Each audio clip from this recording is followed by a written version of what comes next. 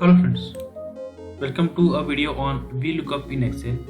Today we shall see a simple formula using VLOOKUP. So here we have some data, item, sale and price.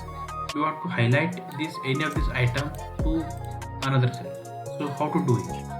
First, write the item you want to highlight. I'll write this as towel.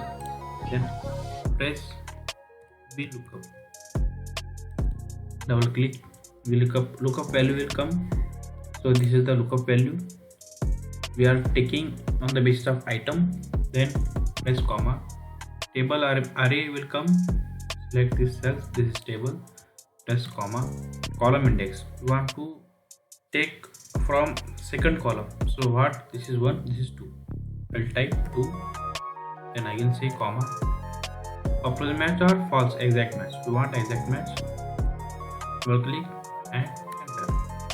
15 is here, 15 comes here, and 833 will come directly here after taking here.